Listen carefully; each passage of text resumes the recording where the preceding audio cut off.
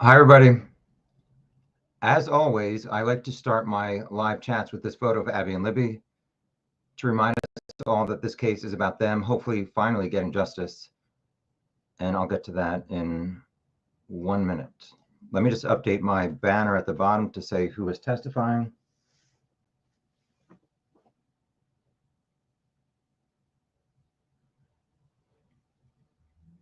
I don't know who it was. Hold on. Please stand by.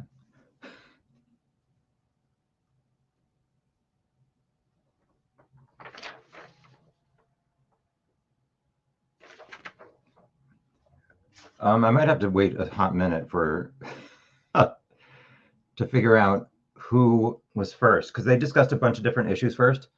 So I've been following this case since the 4-year anniversary. For people who don't know, I became obsessed with it a few days after I kind of did some successful online sleuthing, finding a photo of somebody of a case that had just happened previously that nobody else online had been able to find out in like 10 days since it happened. So on February 1st, 2021, in Wilkes-Barre, Pennsylvania, some guy, it was a snowstorm. The neighbors across the street were putting their snow on this guy's property. He came out and said, "Stop." They taunted him and said, "What are you going to do about it?" And he shot them both.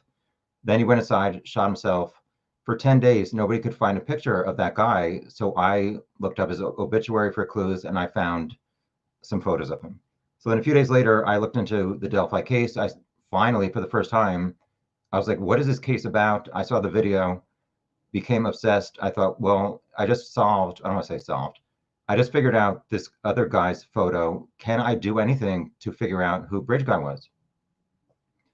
So for the next 2.5 months, I spent like 200 to 300 hours, like every night after work, I would work on it in my recliner, like looking at my computer on the weekends. And after 2.5 months, I was like, I'm not going to figure out who this Bridge Guy is. But the videos I had seen on YouTube were not really like, they're all the same thing. And if you become aware of a case, it takes so much time to get caught up on all the facts. So I had 80 pages of notes in a Word document. I had all these files. I said, let me just make a YouTube video with all the things that I found to help other people save a lot of time. And also, maybe one person will see something in my video. They'll be like, I know that person. I know Bridge Guy, and it will be solved. Obviously, 150,000 people saw that video over 3 or 4 years, 3 years. Nobody seems to say it was Richard Allen or anybody else that they successfully arrested. So the only thing I've ever really cared about is who was Bridge Guy and would he be held accountable? And as you guys know, I mean, some people don't know, but I try to be open-minded and look at the facts. I've never been able to say for sure, I know that Richard Allen was Bridge Guy. After today, I believe Richard Allen. I finally can say, I believe Richard Allen was Bridge Guy. So here we go. We heard his confessions to his wife and his mom. He was not sounding psychotic at all. He sounded normal, although he did sometimes say, I feel like I'm losing my mind. And I'll get to that later. But I'm convinced now, I believe Richard Allen is not a liar. He's not somebody who would lie to his mother and wife and say, I killed those girls and be lying about it. I know some people are going to say, well, he's being mistreated. He got Haldol medication. He was not having his regular medication. From what I heard, he sounded totally normal, nothing psychotic, trying to tell these two important women in his life the truth, finally, after holding it in for so long, and then finding religion. I believe Richard Allen, and I believe he was Bridge Guy. So that's that. As always, I do my best to take notes for everything. People are talking too fast. We can't hear them very well, so I did my best. So here we go.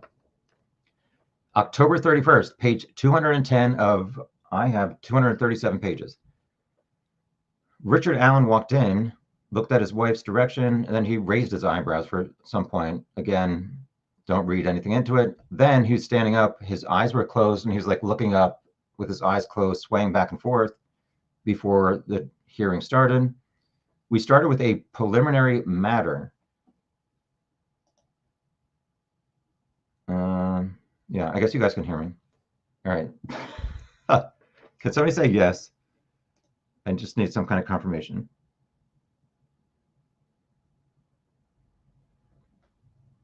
Just right, yes, I can hear you, you freakazoid, Tom. All right, thank you. Here we go. Preliminary matter, something about admitting some kind of evidence for McClelland. Exhibit 312 is an affidavit from, I believe, someone named Dawn Stephen or Stevens. McClelland said she'll testify tomorrow, and around 4 o'clock today, McClelland said the prosecution rests. So the prosecution is done presenting. I was shocked, and a lot of people also were. But as I've said before, if I had to, a few days ago in the start of the trial, I said if I have to vote today, I would vote not guilty. If I had to vote today, I would vote guilty. And I'm about to explain why. So I don't know who Dawn Stephen is. I believe maybe she was like someone who worked at Department of Corrections, and I don't know. I just don't know. Rosie objected, and I think McClelland said I'll word it differently or something. McClelland said something about a business record, and then he said, "Oh, that's the wrong witness." Yeah, so I don't know what that was all about. Rosie said, "I don't recall her being, or this supposed business record being on the exhibit list." Then it was talked about that she or this document were talked about at the July 30th to August 1st hearings. Rosie objected on the basis that it was not on the exhibit list for the trial, and the witness is not there. McClelland said it was admitted, this evidence, for the 3-day hearings this summer, and the defense has had it for months and has looked at it and examined it. Gull said the defense is familiar with the contents of this document. Rosie said, "I can call her as a witness." That was Rosie saying that. And it ended up being that 312 was not admitted. Moving along, McClelland also, so this is before the jury came in. McClelland said exhibits 306 to 309 are 4 different photos of Richard Allen from his phone that provide the date of the pictures. I wrote down provide date of picture, so these photos for evidence are not dated. McClelland then said Cecil, who does these phone extractions, he needs to determine the dates the photos were taken. The defense objected on relevance, and I believe Rosie said he's going to refer to a civil case in 2010, the Indiana Court of Appeals. I'm sorry, this was, I believe this was McClelland saying this. Referencing a civil case in 2010, Indiana Court of Appeals, admitting photos, this applies. It will show what Richard Allen looked like before he was arrested, so the jury can see, I guess, him weighing more, and I don't know. Gull said she would rule on it after lunch.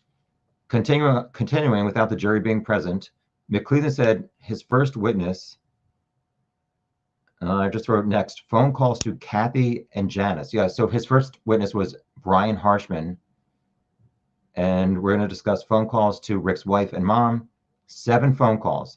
McClelland had them on a zip drive, which is also known as a thumb drive that you plug into a computer. He's also going to admit the transcript and exhibit 313. Rosie objected and said something about a stipulation as to foundation. There were a series of phone calls that day. This is April 3rd, I'm pretty sure. Yes. Series of phone calls that day. There were 3 phone calls from Rick to his wife and mom on April 3rd, 2023. The first one was at 3:12 a.m. to Rick's mom's home. There's kids screaming outside. It's Halloween in America. Apparently, somebody said in Delphi they are not allowing trick-or-treating door to door, but there's kids on the streets. I want to go trick-or-treating, get some candy. Anyway, moving along, 5:14 a.m. is the second call on April 3rd, 2023. This one was to Rick's wife. Another call at 8:45 a.m. to Rick's wife. Rosie was, I don't want to say complaining, but he was saying the prosecution is not offering the 3:12 a.m. phone call. In that call, Rick made no admissions of guilt or that were incriminating statements. He was telling his mom he doesn't know how much longer he will remain lucid. He said the system won, innocent, talk about family being extorted, something else that I missed. So Rosie talked about a rule of evidence 106 about he said completeness doctrine, admitting evidence, something, something. You can't listen to the 5:14 and 8:45 a.m. phone calls without the context of this earlier 3:12 a.m. phone call. I wrote down intentionally omit the 3:12 phone call, and it would not represent the full facts to the jury. He talked about article of context of entire series of phone calls that day from Rick to his family. Rosie wanted Judge Gull to issue an order to include the first phone call, that 3:12 a.m. phone call. Page 211 of 237. We're still not at Harshman yet. McClelland said the phone calls are complete. So each phone call that we listen to, the second and third one, we hear the introduction, Rick dialing, and until the end. So McClelland said if we go by Rosie, every call should be played, every single call from Rick's stay in prison, like all 700 or so. Rosie said it's unfair for Indiana to put the Fifth Amendment right of Richard Allen up against evidentiary rule something, maybe 106. Rosie wants to admit the 3:12 a.m. phone call. He, I think, took the transcript from that 3:12 a.m. phone call and submitted it as Defense Exhibit RR. I've never been to a trial before, and it seems like the prosecution has exhibits numbered and the defense are letters. Rosie continued, something about Rick saying not know how much longer he would remain lucid. These are a few different things that Rosie said. Losing his mind, detention circumstances, never do something like what he's accused of, afraid his family is being extorted, mentally tortured for 5 to 6 months. He's on camera, like a video camera in a cell. Concerned family spending money on a lawyer. Then Rosie, I said, Rosie give the other two call transcripts. So the 5:14 and 8:45 a.m. phone calls from April 3rd. Those are exhibits. SS is 5:14 and TT is the 8:45 a.m. phone call, which I'm going to get to the transcripts soon. Nick McClelland said, something want to review calls. We don't have 3 phone calls. Only additional May 10th has 2 phone calls. I'm not sure what that was about. Rosie said something about Mr. Allen refers to calls. I guess he said that Mr. Allen, Rick, referred to the 3:12 a.m. first phone call in calls 1 and 2. I wrote down calls 1 and 2, but I think he meant calls 2 and 3, 5:14 and 8:45. So that's why Rosie is saying it's important to hear the 3:12 a.m. phone call before listening to the 5:14 and 8:45 a.m. McClelland said the state's calls are also from November 14th, 2022, April 2nd, April 3rd, May 10th, May 17th, June 5th, and June 11th, 2023. Rosie said play all or play none. Gull said something about incorporating transcripts RR, SS, and TT.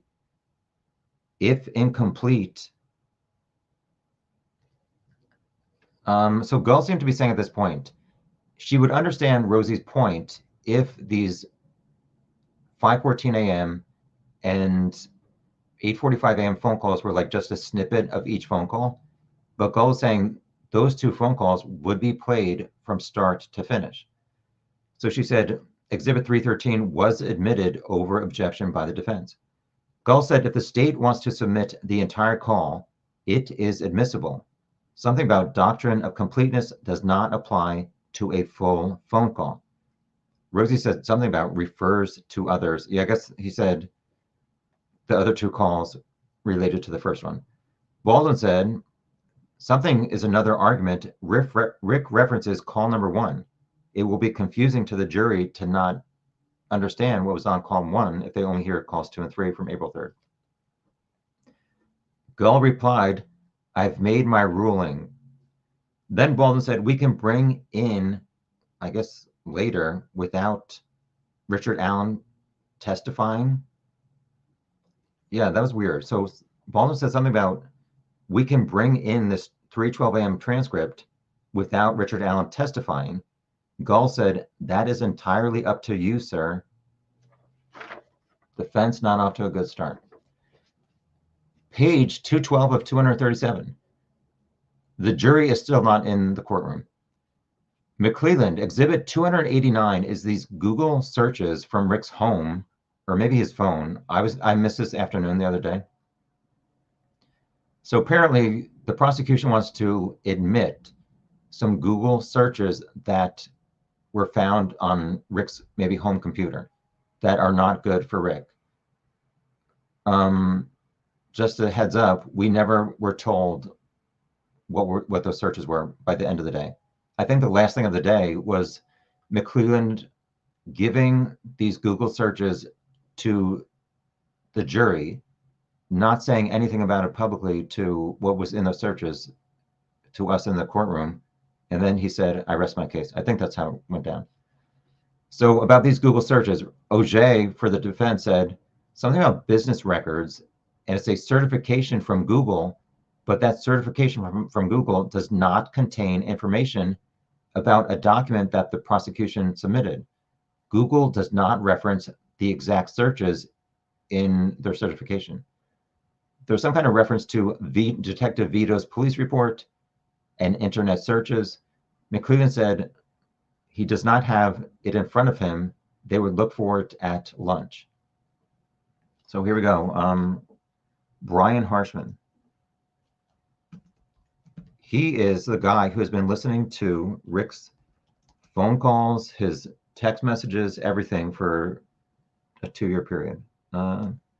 ISP Master Trooper listened to all of Rick's phone calls. Here we go. Buckle up, bitches. Sorry.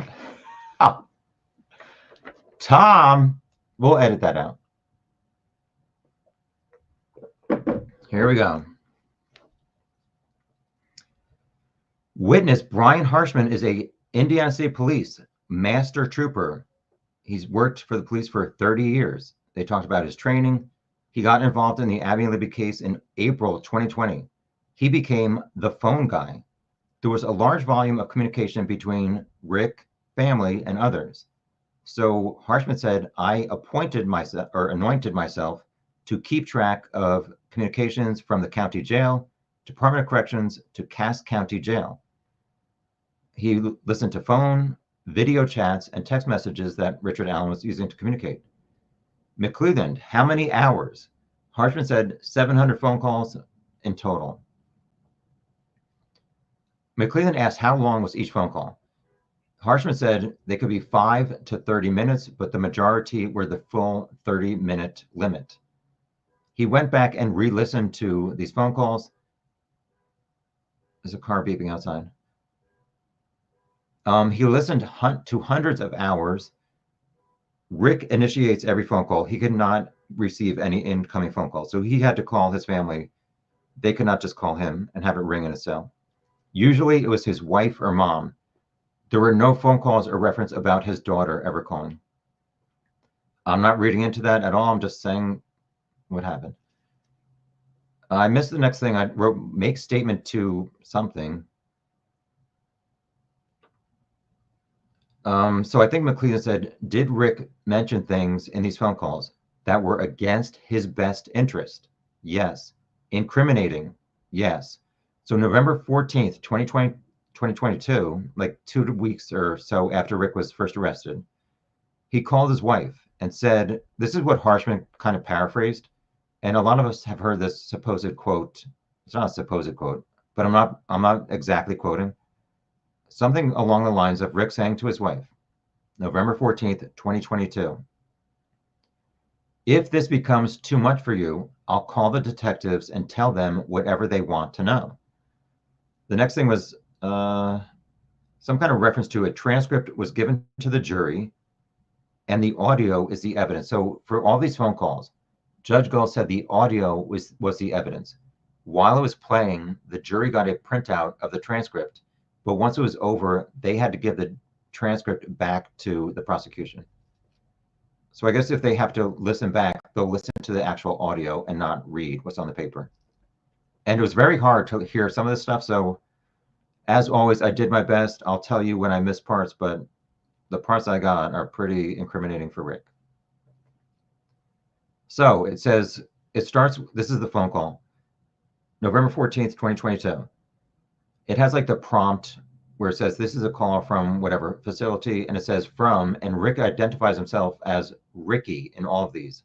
So I guess his mom and wife call him Ricky, not Rick.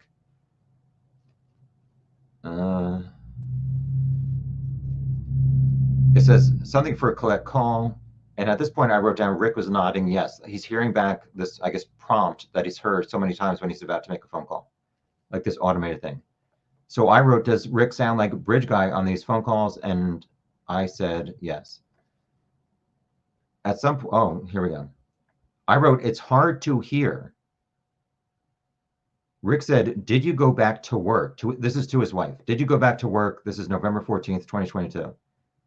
I believe his wife said, no, they don't want me there. She may have said no, it was not because they don't like her, but maybe because it's causing too much notoriety or something. I'm not sure. She worked at a veterinarian's. I believe Rick said, I'm sorry, baby. Just one more thing. I effed up for you. I think that's what he said. I'm not sure. As always, I suggest you listen to other people. Lawyer Lee has a YouTube channel. Andrea Burkhardt is taking a lot of notes. The local media is there, so they should have better quotes than me. So I actually want to look at it myself later. I wrote at this point, so Rick is hearing his wife cry, and Rick sounds pretty sad in this phone call. So when it's playing back this morning, I wrote down Rick hand in face, crying, swiveling back and forth.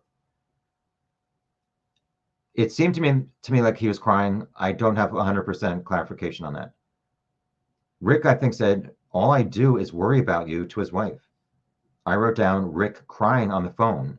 No one loves me. I'm sorry. I'm sorry. What the hell is that? Oh, page 213 of 237. I believe Rick said, I love you an awful lot. And that was the end of the phone call. After this, I looked at Rick in the courtroom. Richard Allen wiped tears from eye. He obviously loves his wife based on this conversation. I have no doubt about that. He loves his wife. Next up, April 2nd, 2023, a phone call to his mom.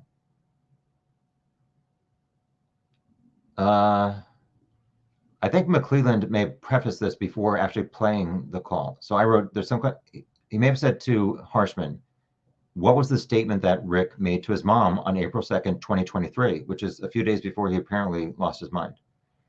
Harshman said, tells her he found Jesus Christ. I wrote down Rick nod yes when he listened to that testimony.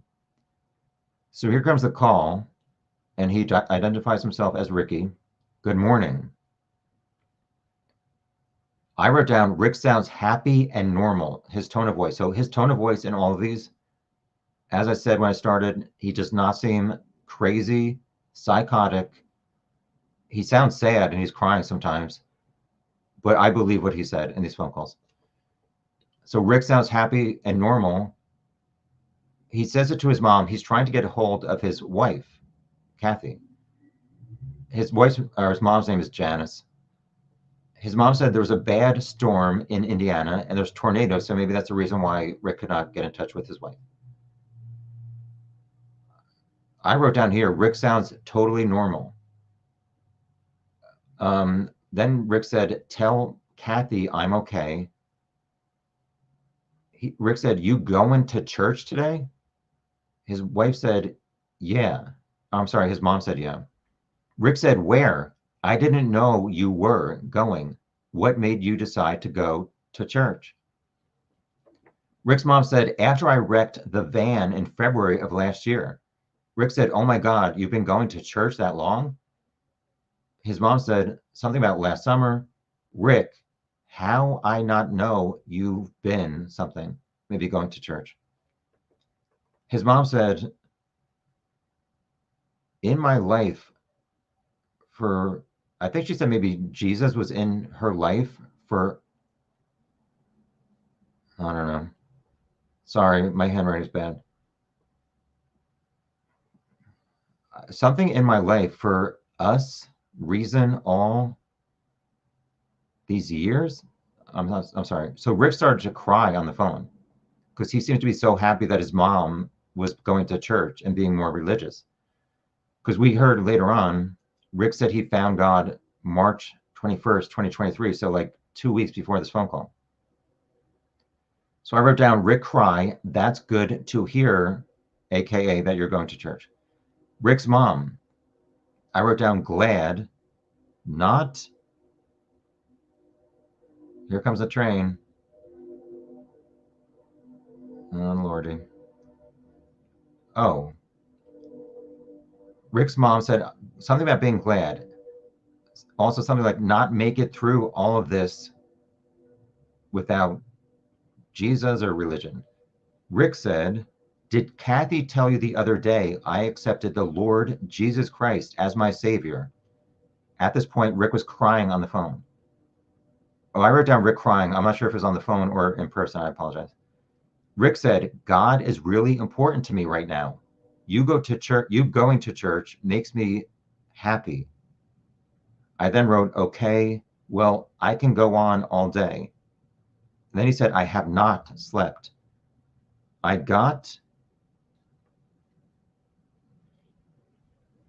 can't read this word. I got, live me no mental. I apologize. I can't read that. Next thing is, I know Kathy and you got God.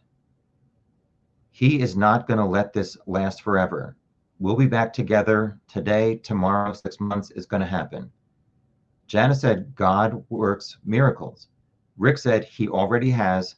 I didn't accept the Lord until March 21st, 2023.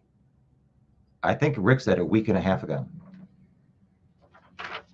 Page 214 of 237. Rick continuing, if I hadn't started reading the Bible,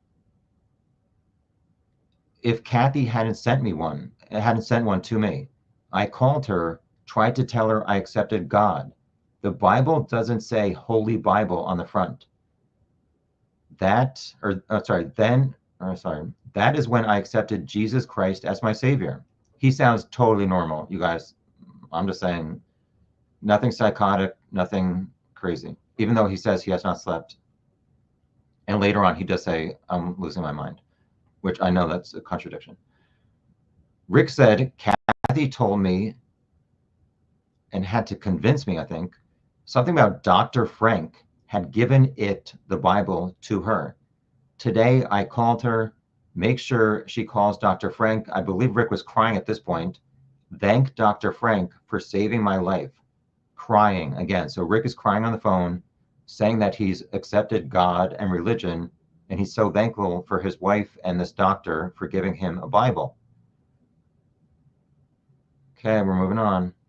So I wrote, so Rick accepted God, then why would he lie one day later about having murdered kids? Like, thou shalt not lie, thou shalt not murder. Why is he lying about murdering if he's so religious? That was my commentary. I'll wait for this car to go by. The end of the phone call, Rick's mom says, I love you. Rick says, I love you too, Mom. She says, bye. Next phone call, the next day, right? Yes, the next day. That was April 2nd, 2023. Next phone call, April 3rd, 2023. This is the day that I was talking about at the beginning. There's a 3:12 a.m. phone call, which is like, why is he up at that time? Which some people will say, if he's up at 3:12 a.m., he's not thinking right. This phone call is at 5:14, I believe. And then there's another one at 8:45 a.m. the same day. So phone call, April 3rd, 2023. McClellan says, does Rick make incriminating statements? And Harshman says, correct. So he plays the phone call on this big screen TV. Yeah, they did not sync up the video in Rick's cell as he's making these phone calls. I think they should have. Although we've heard testimony that Rick is like jumping around naked and stuff like that. So maybe his junk was hanging out. Moving along. The call starts again. Rick identifies himself as Ricky.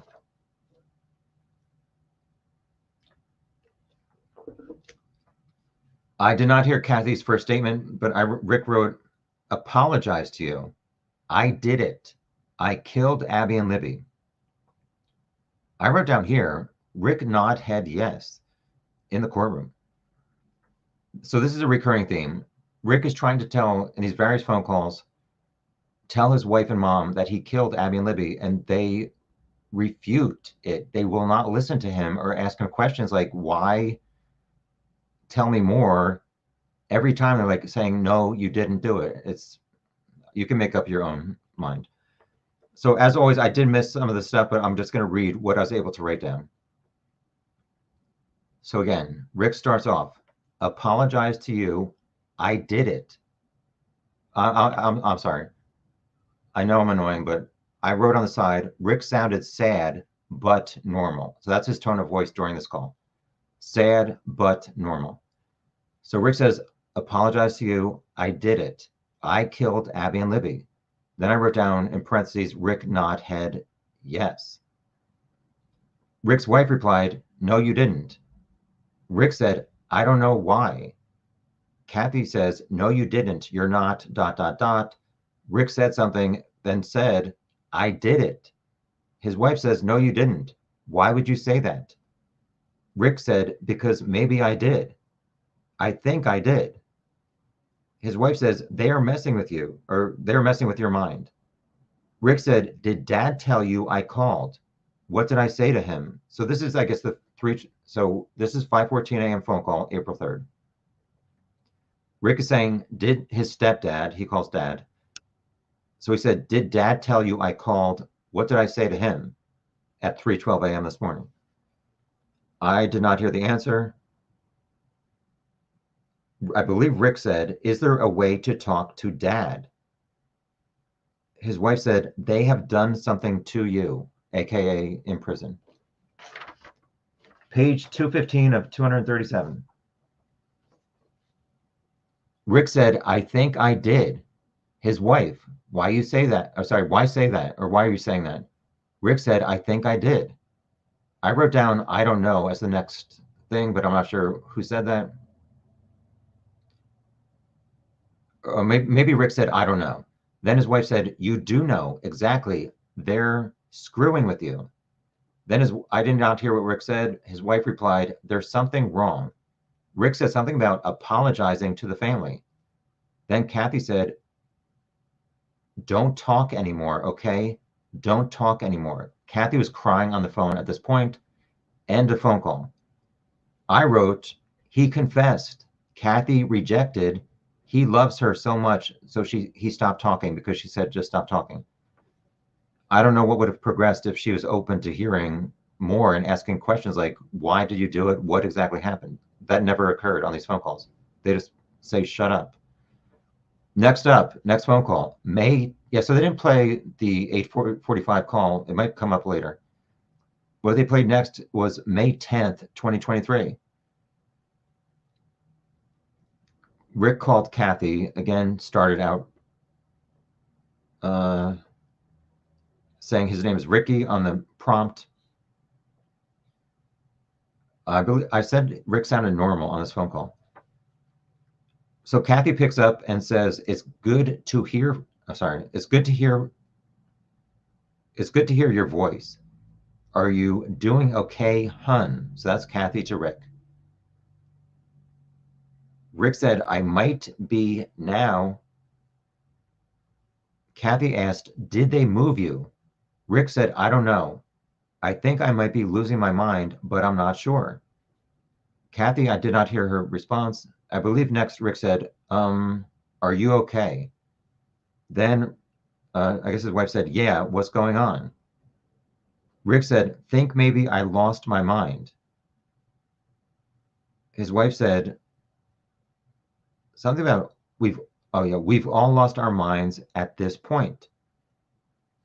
So then Rick said, so I can trust Brad and Andy then. So that's his attorney's first names. His wife says, yes, they're our lawyers or our attorneys. Rick said, well, I need to tell you something anyway. The next thing I wrote was, are you sure wasn't to, I don't know. Are you sure wasn't to took something? I apologize. Something said I have to, and then she said okay. Page 216 of 237.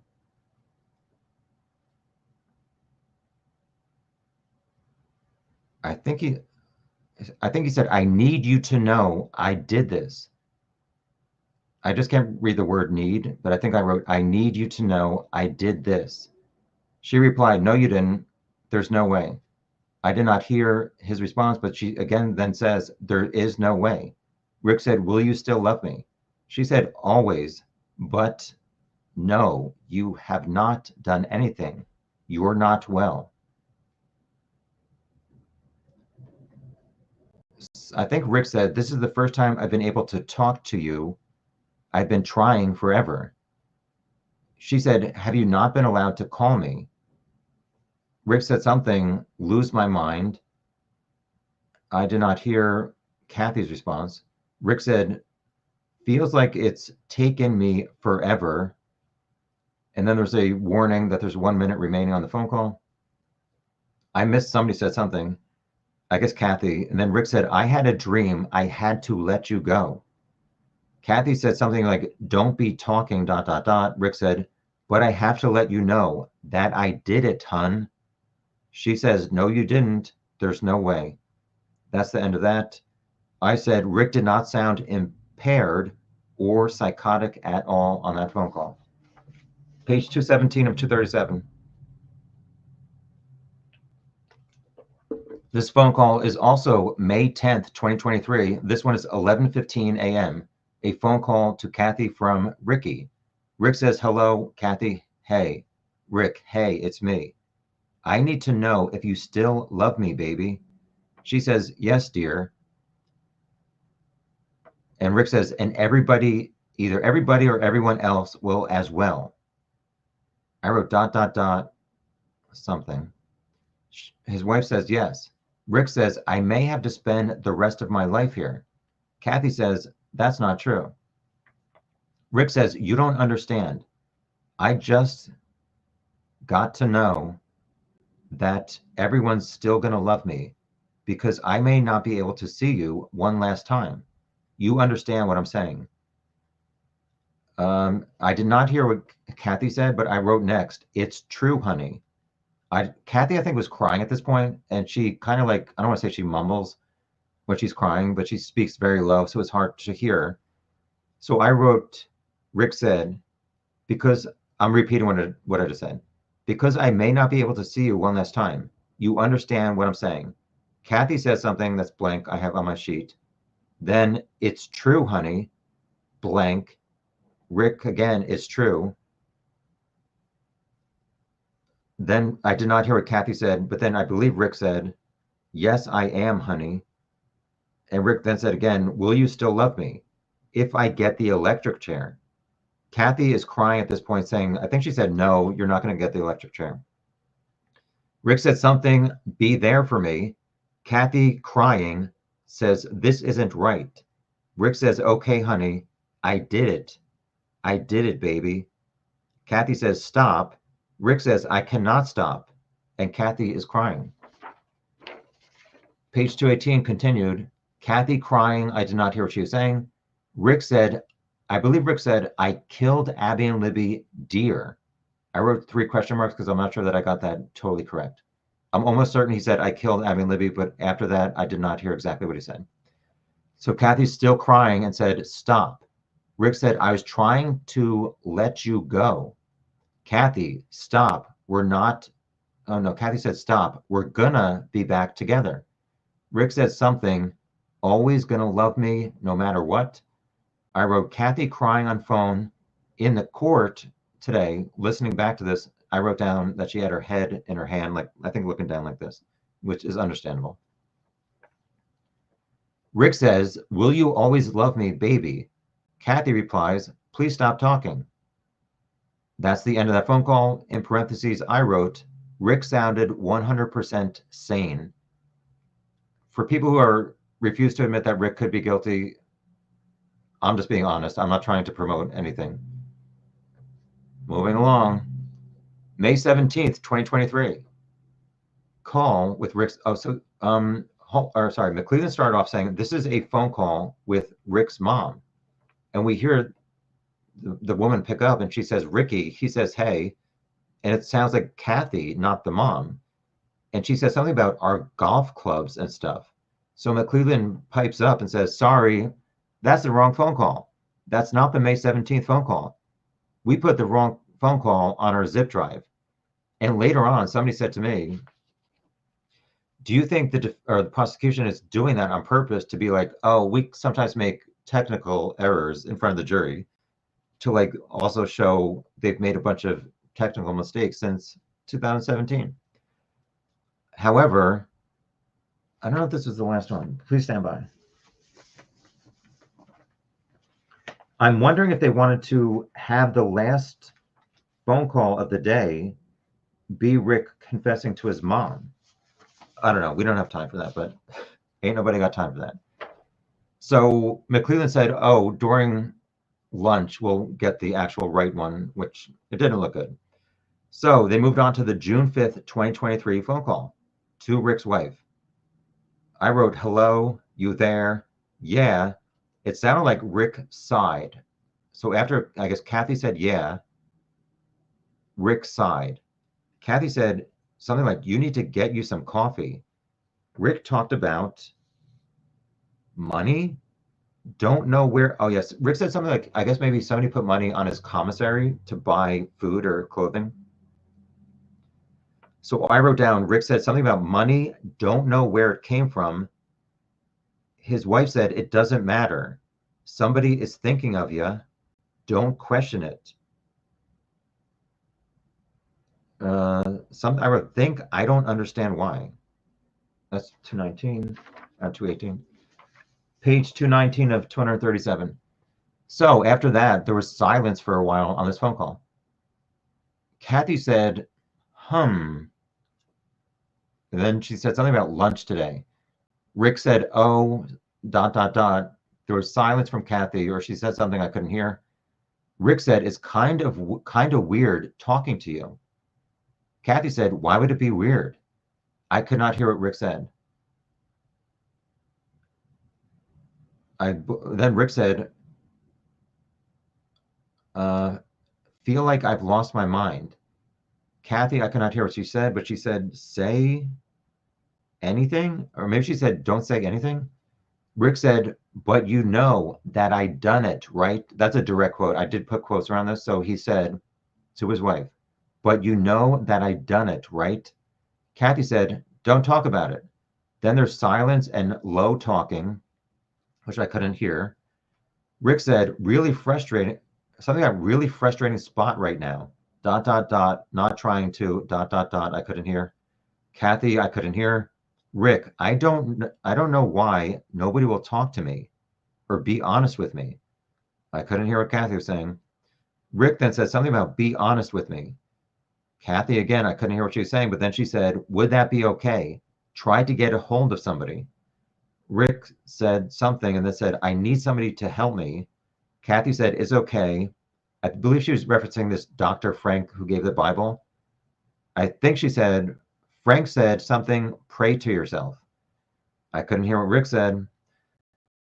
I know, I'm sorry, this is so scattered, but I did my best. And like I said, hopefully you can listen to some Indiana stations to get like more full quotes. This is the problem with Gull not broadcasting or giving the evidence to the public. Kathy then says something right now, but, and then there's silence for 5 seconds. Rick says, sorry, something about the Bible. I got another one here now. It says Holy Bible. That's the end of that phone call. Next up, McClellan talks about the June 11th, 2023 phone call to Rick's wife. Page 220 of 237. hello. Rick says hello. This is to Rick's wife. So Rick's wife says hello. Rick says hello. She says, hey. He says, hey, dot, dot, dot. I did it. And I wrote on the side here, Rick again sounds totally normal. Nothing psychotic, nothing abnormal. So at the very start of the phone call, she says hello. He says hello. She says, hey. He says, hey, I did it. Then there's silence. Rick says, Kathy, I did it. There's silence. Rick says, you still love me? Kathy says, yes, dear, but you didn't do it. There's more silence. Rick says, why do you say that? Kathy, why do you say that? Why do you say it? Rick says, I don't want to upset you. Kathy says, I'm already upset. I think that's a quote that she said. And then there's silence. Rick says, I'm sorry. I don't know what I'm doing. I feel like I've lost my mind. Kathy says, honey, you can't call me and tell ... I think she said, tell me that stuff. There's more silence, and it sounds like Kathy was crying. Rick says, I'm so sorry, baby. Kathy, I just hear her crying. Rick, I didn't want to do this. Silence. Rick, honey, I'm so sorry. I did not hear the next things. I believe Kathy said no, and she's crying. Rick said something about gonna have to. I'm probably gonna have to kill myself now. Kathy said, stop. I did not hear what happened next. Rick said, you don't have anything to do with it. I did not hear what Kathy said. Page 221 of 237. Ow, sorry. I hit my elbow on the desk. Rick said, why are you so mad at me? Kathy said, I'm not mad. I'm upset. Rick, can't tell you what's been going through my mind. Feel like I'm already in hell. Something about the Bible, but, and there was silence after that. I believe Rick said, next, I don't understand what's going on. I wrote, Kathy was still just crying at this point. Rick said, I guess I'm going to have to stop calling. I'm sorry, okay? Kathy said, I wrote down she's crying. Something, call me again, talking like that. Maybe she said, don't call me again, talking like that. Rick said, I'm going to talk like what? I don't know what that was all about. I'm going to talk like what is what I wrote down. And I wrote down end of phone call after that. So McClellan asked Harshman, when listening to phone calls, did you get a sense of Rick's speech patterns? And Harshman said yes, since he's listened to like hundreds of hours. McClellan said to Harshman, you've listened to all of Rick's phone calls since October 2022. Yes. And so you've gotten to know Rick's demeanor compared to these phone calls. And Rosie interrupted and said, you don't have education in psychology. And Harshman said, that's correct, I don't. You don't know about like speech patterns or have any expertise or training? Harshman said no. So Rosie objected, but he was overruled because Harshman was giving his opinion. So McClellan says something about demeanor on these phone calls of Rick. Harshman described Rick's demeanor as calm, subdued, solemn, which I agree with that. There's what we heard, nothing psychotic at all. I believe Richard Allen was telling the truth. McClellan said rate of speech with the, what was the difference in the rate of speech with these other phone calls when Rick was not saying he killed Abby and Libby? Harshman said it was consistent with these other phone calls. McClellan said same tone, rate of speech about other matters. And Harshman said, yes, there's no real difference between the incriminating statements and calls and just talking about other stuff. Something about today's call, under duress. Did Rick sound under duress? Harshman said no, and I agree. Although obviously he did say, I feel like I'm losing my mind. What's that? I think McClellan said, were they in line with other calls? Harshman said yes. Oh, demeanor in line with other calls? Harshman said yes. So next up, McClellan brought up an August 2024 Exhibit 303, which is a report from Dr. Walla. McClellan said, what statement did Richard Allen make? So the other day when Dr. Walla was testifying, she talked about this like somewhat narrative incriminating statement about Rick's actions on the day of the murders. So Harshman then reviewed it again. So this is what Rick told Dr. Walla. And this is Harshman kind of reiterating it.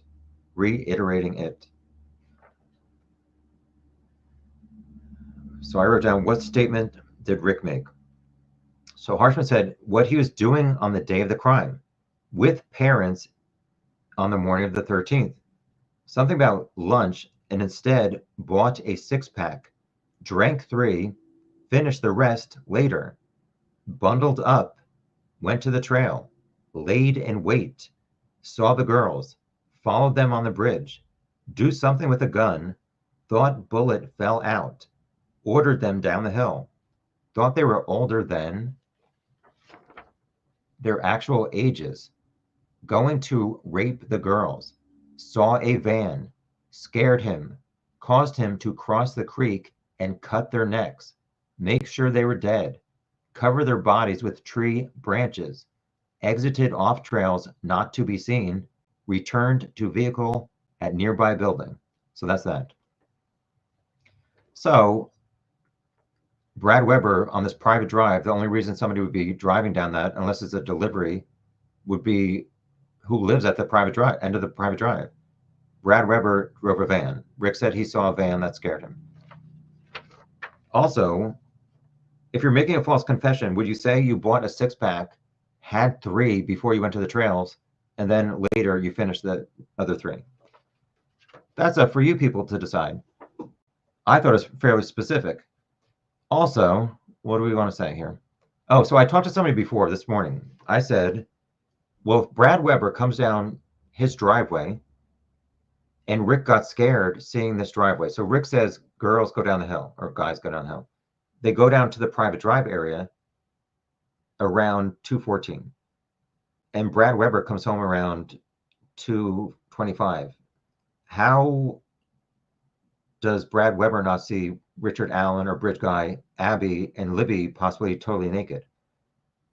So somebody said today they actually went down the hill towards the creek, and once you get down to the private drive, they said that there's another very steep hill to get down to the creek area, which we know that I guess Cecil, whoever analyzed Libby's health data in her phone, said they went down 2 floors of like height. So I don't know if that's from the private drive down to the creek. I've looked at a lot of stuff in this case. I don't remember seeing a video specifically showing the private drive having a large drop, although I probably could look it up now, or you can look it up yourself. I'm not sure. Moving along. McClellan said, what stuck out to you about that statement that you read that Rick gave Dr. Walla? Harshman said something first, it was the first report with details of the crime. McClellan said, was there one specific thing that Rick said that stood out to you? Harshman said that he saw a van. It scared him and forced him to go across the creek. So Harshman contacted an investigator and said, if it indeed was true, the only people who saw that van would be Abby, Libby, and the person who killed them. I wrote down next, new area, KNEW. So Harshman knew that that area would have been what's referred to as the road 625, which is a dead end to the Webber residence. McClellan said, is it a private drive? Harshman said something about looking for reports that were completed prior.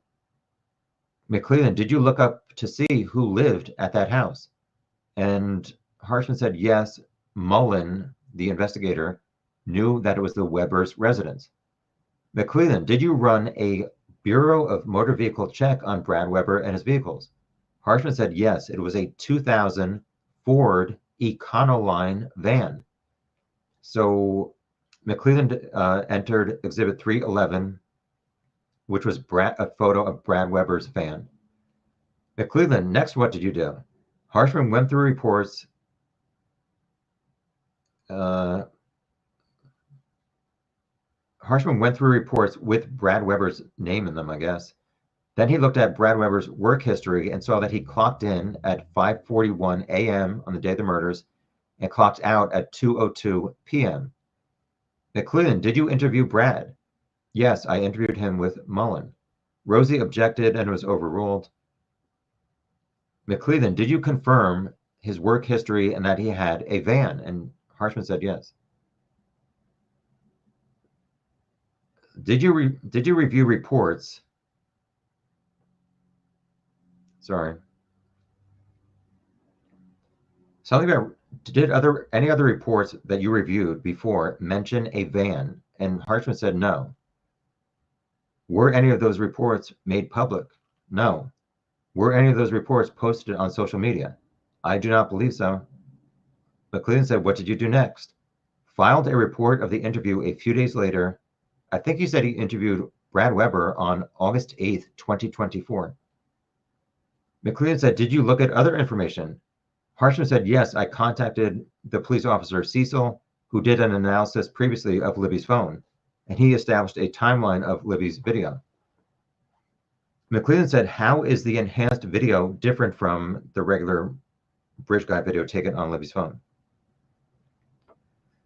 Harshman said the enhanced video stabilized the image of bridge guy. Cecil has done analysis and a timeline. So Exhibit 246 was Libby's enhanced video, and it was played again for the fourth time during the trial. So we saw, I guess it starts out with gravel. Libby's kind of like saying something. She lifts up her phone. You can see Abby maybe like 10 train tracks down. And then behind, they kind of zoom in who's behind her at some point. And it's a close-up of Bridge Guy, who's around the final platform 6, which is maybe like 10 more train tracks behind Abby. And then Abby comes across, you just see her feet. You hear guys and down the hill, and I do believe it is Richard Allen's voice. McClellan said, did you confirm the time of that video? And he said 2:13. Page 223 of 237. McClellan said, did you get other information from Libby's phone? Harshman said something about Cecil getting metadata from Apple Health and the movement of the phone. McClellan asked, what time did her phone stop? 2:32 p.m. and 39 seconds. McClellan, how did that fall in line with Brad Weber coming home? Harshman said he worked at Subaru in Lafayette. Rosie said, is that the information you got from him? Did he tell you that? And I think at this point, McClellan said, I'll rephrase my question. McClellan then said, how far away is Lafayette to the trails? Harshman said he looked on Google Maps and Waze, which is a traffic assisting navigation map or app, sorry. Harshman said, over a few different days at different times, I looked on Google Maps to find out how long it would take from Lafayette, Subaru, where Brad Weber worked, to get to his home. And usually it was about 20 to 25 minutes. So he would have arrived home around 2:27 to 2:30 on the day of the murders. McClellan said, does that fall in place with the phone information? Harshman said, yes. Have you listened to Richard Allen's phone calls? Yes, I've listened to many of his phone calls. McClellan said, do you recognize the voice of the male in Libby's video? Harshman said, that is the voice of Richard Allen. Rosie had an opportunity to ask some questions. He said something about the law enforcement investigation lasted 5 years before Richard Allen was arrested, and Harshman said, correct. Rosie brought up 14,000 tips, which we've heard there were 70,000. Kathy Shank said she personally entered 14,000 into the FBI Orion system, so I guess Rosie has that number in his head. So Rosie said there were 14,000 tips, and Harshman said, I believe that if that's what you're telling me. Rosie said, in those 14,000, many people identified the voice as someone else. Harshman said, yes, some people did. The next thing from Rosie was not, I don't know, not familiar or something. And Harshman's reply was, I'm not familiar with all 14,000 tips. I believe Rosie said, did Brad Weber own a van? And Harshman said, yes. Did you review discovery references? Did you review all discovery references to any kind of van? And McClellan objected and was sustained. Rosie, would you be surprised to learn there were many references to a van in other tips? I did not hear Harshman's reply or Rosie's next question or the answer. Rosie said, if Brad Webber gave inaccurate information, then your theory would be flawed. Harshman's response was, had it not been for the eyewitness account of Richard Allen identifying the van. So he's saying, like, only the killer would have known that a van was coming down this driveway that only one family uses. And Rick said he saw a van, and a van came back home around 2:30. There was a sidebar and then a break at 11:14 this morning. Rosie came back and said to Harshman, you reviewed Brad Webber's report in 2017 to police, and Harshman said yes. Rosie said something about, did any of those reports involve this person's last name or this person's last name? And Harshman said yes. I believe next up, Rosie said, if one of those reports contradicts what Brad Webber told you, that's all I got for that. Then Rosie continued, if a report suggested he wasn't there between 2:13 and 2:32, you would still have the same opinion. And Harshman said yes. Rosie said, if Brad Webber is not a credible human, would your theory change? Harshman said no. Page 224 of 237, Rosie continuing, your timeline needs the van there between 2:13 and 2:32. Harshman said approximately. Rosie, so you assumed that Brad Webber did not get stuck in traffic? Yes, Harshman said, I assumed there were no accidents, and having driven on these roads, ain't nobody on these roads. Moving along.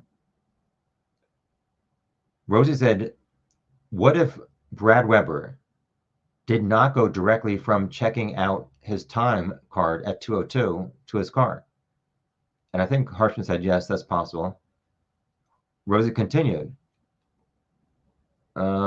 doesn't take into,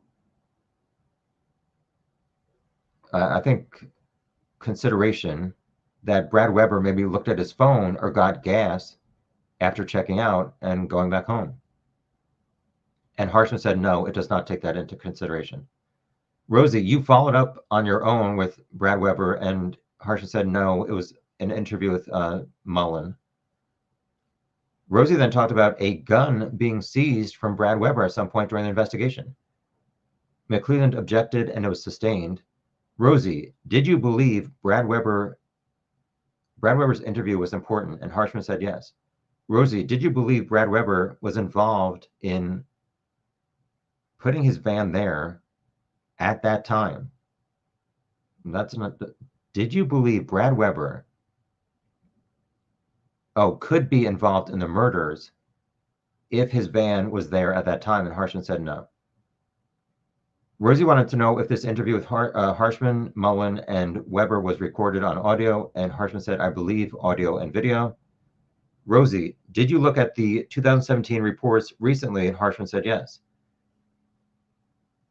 So before I just referenced two last names, and I think Rosie brought them up again, but I could not hear. So what I wrote down was, Rosie said, one by Agent Cool and Boothie.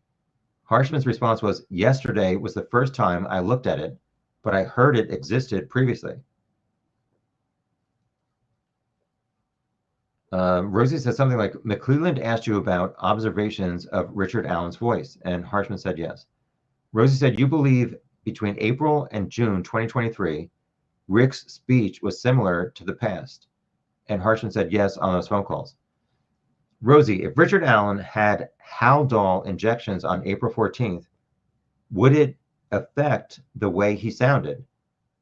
McClelland objected and said to Harshman, are you a psychiatrist? He said no. So McClelland said, I object based on speculation, and it was sustained by Judge Gull.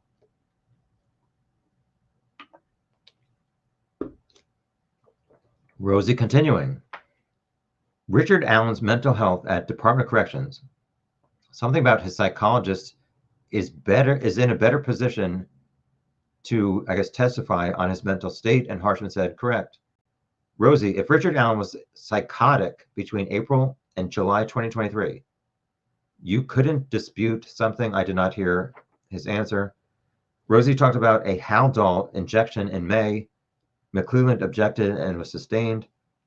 Rosie talked about Haldol injection, I believe, on June 25th or June 5th. And Harshman's reply was no. Maybe just saying that he did not know about that injection. Rosie, do you know if Richard Allen was under any mind-altering drugs? Harshman said, no, that's outside of my something, expertise or area, investigation. Rosie, could that affect Rick's tone or speech? Harshman said, I don't know.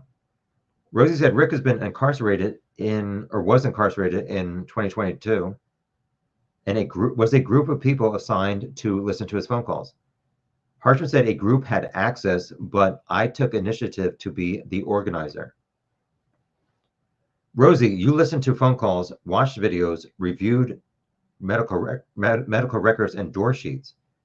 Harshman said, I did. Did you receive automated messages on your phone so you know when there were communications between Richard Allen and anyone? And Harshman said, yes. Rosie said, you would know if there was a tablet message. Harshman said, I don't remember. I think he's saying, I don't remember if I got an instant notification for tablet messages. Rosie talked something about when Richard Allen was in solitary, but I didn't hear the rest or the answer. Rosie said, would it be helpful to see a video to put context to Richard Allen's statements? And Harshman said no, which I disagree with that. I wanted to see, how did Richard Allen act before he picked up this tablet to call his wife and mom and say, I killed Abby and Libby repeatedly. Rosie, as you acquire information, do you create reports? Harshman said, I created a couple hundred or maybe 150 to 200 reports. Rosie, in your career, you never have been assigned to surveil a man in a prison setting like this. And Harshman said, correct. The crime that were not accurate, and Harshman said, I'm not sure. Maybe at one point said he shot Abby and Libby, and Harshman said that was from an inmate companion that gave a report. There was nothing ever that Richard Allen said that was incorrect, I think. Well, he did not say that part. Harshman's response was an inmate companion gave that report. Page 225 of 237. Rosie to Harshman, you referenced the Dr. Wall report contains a van comment. Something about chronology, Mr. Allen lying in wait. And Harshman said yes. Rosie continued that bridge guy was walking across the bridge. Harshman said yes. So then Rosie talked about the girls were on the south end of the bridge before bridge guy made it to the Weber end of the bridge. Harshman said he was coming from the trail. Rosie said, based on that video, there is no sense that he, bridge guy, was lying in wait. Harshman said he could have been. We don't know what's happening before the video started. Rosie talked about a gun cycled and it fell out, which was Richard Allen's statement. And Harshman said, correct. Rosie said, have you been up on the bridge? Were any cartridges recovered on the bridge? Harshman said, not that I'm aware of. Next up, Rosie said, that's inconsistent with what something, I did not hear it. Rosie continued about a general reference to a van, and Harshman said yes. Rosie said there was no reference by Rick about color, make, or model. Harshman said no, there was not. So there's been a rumor that Rick may have said it was a white van, but here Harshman is saying no, Rick only said van, not a color, not a white van. Rosie said, so could it be a coincidence that Rick said a van interrupted him and the owner of that property has a van? Harshman says, I don't believe it was a coincidence.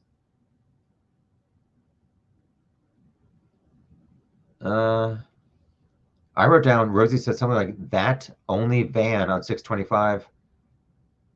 I missed a few things here. Rosie said, have you been listening to Rick's phone calls the last 3 weeks? And Harshman said, yes. Rosie said, times in early detention where Rick had proclaimed his innocence. And Harshman said, yes, he has some claims of innocence in his phone calls. Rosie said something, did you log those comments of innocence? And Harshman said, I take notes. Rosie said, did you ever see Richard Allen pose a threat at Westville? Harshman said, yes. There was some kind of reference about Rick spitting on an officer at Westville. Rosie said, also, didn't Rick take his hands or not take his hands out of the cuff port of the door to his cell? Harshman said, they would have, I wrote down, they would have a different opinion. I think maybe Rosie said, there's no big deal that Rick would not take his hands out of the cuff port of the cell. And Harshman said, I believe about the guards, they would have a different opinion. Rosie asked Harshman, how many times did you go to Westville? Did you go to Rick's cell? No. Harshman said no. Harshman said yes. Does Rick have a table in that cell? Yes. Is it a two-part cell? Harshman said something like, Rick making phone calls. Rosie said, the video quality is somewhat poor. Rosie said, that's not normal behavior, right? Harshman said, no, it's not normal for me. I missed Rosie's next question. Harshman's answer was, I think Richard Allen's struggle being alone, constantly needs attention. I next wrote, in phone calls, he says he does things for attention. This is, I guess, Harshman. In phone calls, Rick says he does things for attention. We did not hear a phone call where Rick said that. The next question I did not get. Harshman said,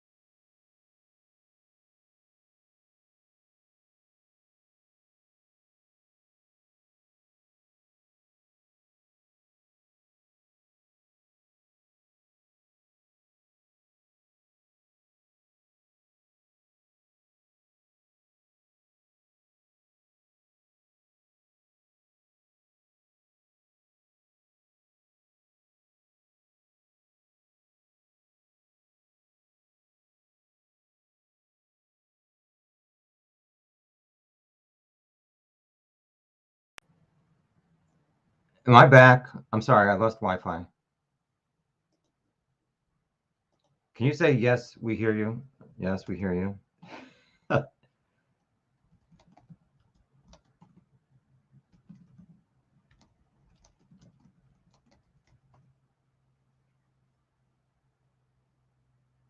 Hello? Earth to Biff. Okay, here we go. Sorry about that. I don't know where I lost you all.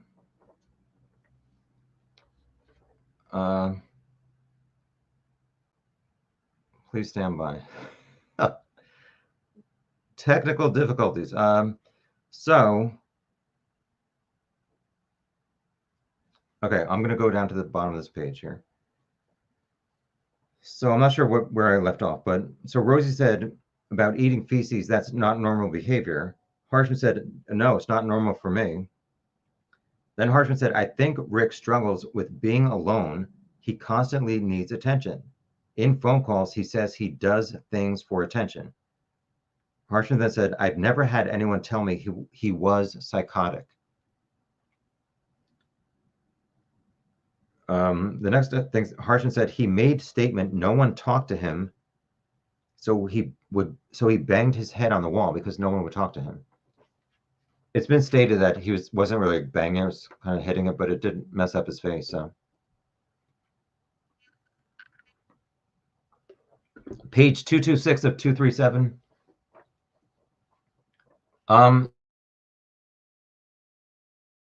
Just scheduling update.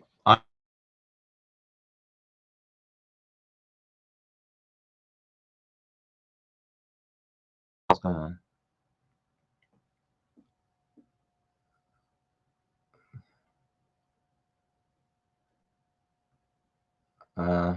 Sorry, I was losing Wi-Fi. Fine, I'll keep moving on. So page 226, Rosie said, did you look at cell video, not cell phone, but video of Rick in his cell? There's some kind of reference to by Harshman saying the video camera is like in a spot where it's like at the door and the angle isn't that great. Rosie, did you watch video of Rick rolling around in his own feces? Harshman said something about rolling around in food. It may have been feces. Rosie, did you ever think to talk to the warden to see if Rick was okay, that he was acting like this? Harshman said, I lived 100 miles away. It's hard to interpret what they are seeing locally at the prison. Rosie, you said you thought he was right where he needed to be. Harshman said yes, because he was saying he wanted to kill himself. So he felt like Rick should be under suicide watch at Westville. Rosie next talked about this call on November 14th, 2022, and said that at the July 31st hearing, that Harshman said he would think that the November 14th call had significance to Rick's mental state. Harshman said, I don't know Rick's mental state, but if too much for you, let me know. I'll talk to the detectives and let them know everything they want to know. Rosie said, are those your words or Rick's words? Harshman said, at the summer hearings, I did not have the transcript. So Rosie said, did you testify what Richard Allen said was significant? I did not hear Harshman's answer. At this point, I did not hear the answer because McClelland objected and said the jury has seen the transcripts. They've heard the calls and the documentation. Rosie said, quote, whatever they want me to say, I'll just say it, end quote, right? McClelland said, that's been entered already, and Gull sustained. Rosie said, those words suggest he was willing to do, I guess, whatever his wife wanted him to do. I could not hear the end of the statement. Harshman said, that would be your interpretation. I have a different interpretation. Rosie said, McClelland played the phone calls from April 3rd at 5:14 a.m., but Richard Allen referenced a call he made earlier that day to his father. Harshman said, he said, did Dad tell you I called? Rosie continued, do you agree that the 3 phone calls on early on April 3rd, 2023, Harshman's response was, I would need to see this transcript. Rosie, did Richard Allen make a call at 3:12 a.m. on April 3rd? Harshman said yes. Did you review it?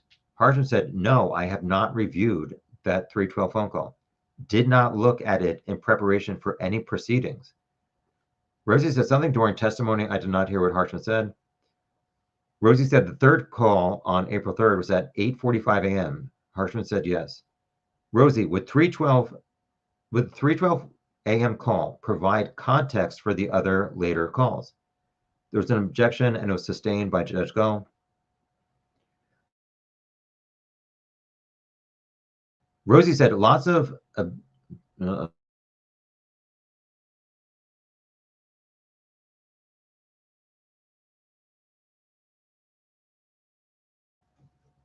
I might have to move to a different room in this house for better Wi-Fi. Yeah, I'm moving. Hold on. Please stand by.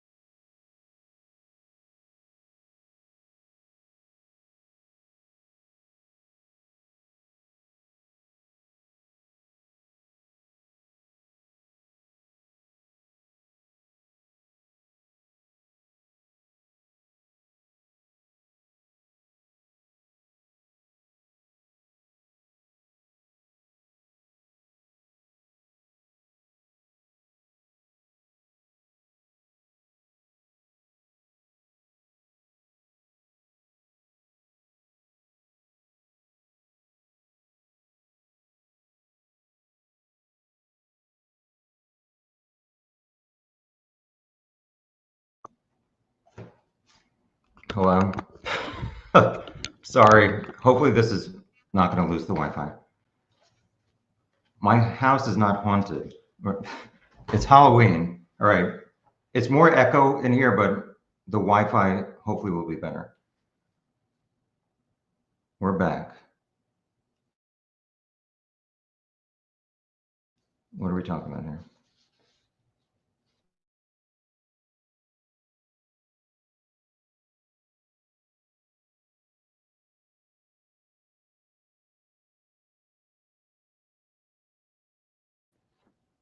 It's bad down here, too. Rosie said, in August, I took your deposition, and something like these phone calls occurred in April through June. That's also when something, and Harshman said, correct. Rosie said, there's not a lot of detail in these confessions, and Harshman said, is him saying, I did it to you, a generic confession? Then no. There's then come reference to the van and it being like a unique reference that only the killer would know. Rosie, 2 years in solitary confinement. Like, is that going to make him crazy or something like that? And Harshman said, would not afford Richard Allen knowledge about the van. I next wrote one-time van. The answer was that nobody else knew from Harshman. Then we took a lunch break. I need a dinner break. Right, 227 of 237. I'm going to try to read faster. McClelland, after lunch, McClelland apologized to the court and the jury. I struggle with technology. I put the wrong recording on the drive. Now it's time to play.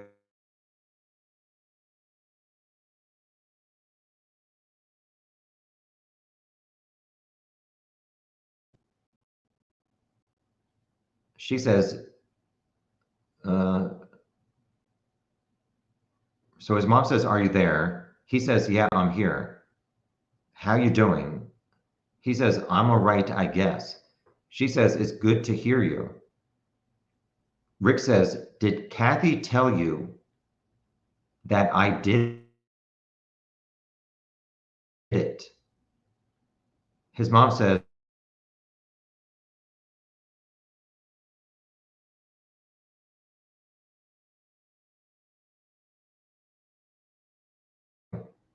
And then he says, regardless. She says, yes. And he says, and you know, what does it say? And you know, Kathy something? Rick's mom says, are you doing okay? And Rick says, just worried you guys aren't going to love me because I said I did it. His mom says, you're not in a good place. She says something about love you. The next thing is, just because you said doesn't mean you did it. Just because you said you did it does not mean you did it. Rick says, it does when I did. His mom says, they're just messing with you. Rick says, no, Mom, they're not. Page 228. I did not hear some of their back and forth. It was too hard to hear. Rick's mom says, I just know you don't have it in you to do something like that. Rick said, Mom, I did it if something. His mom, if they're messing with your meds and all that, yeah, you would, but you were not gonna discuss it? Rick said, so if I did do it, ... His mom says, I will always love you no matter what. Rick said, okay. His mom said, you can count on that. Rick said, good to know. His mom said, are they letting you call again? I did not hear Rick's answer. His mom said, did you get my letter? Any mail? Any more? His mom said, I've been writing you every day. Rick said, great. Rick said, I think, great. There's something else to show my therapist. She said, she said, are you seeing your therapist every month? Rick said, I'm seeing her every day. His mom said, I love you. Rick said, tell everybody else I love them. Rick's mom said, okay, bye, hon. I wrote, Rick sounded 100% coherent, not psychotic. Page 229 of 237. McClellan said to Harshman, have you been involved in other arrests, and do you hold inmates in jail before trial? Is that people in custody to be monitored? And Harshman said yes. McClellan, on video? Yes. Recorded? Yes. Does law enforcement listen sometimes? Yes. Richard Allen's demeanor at Westville.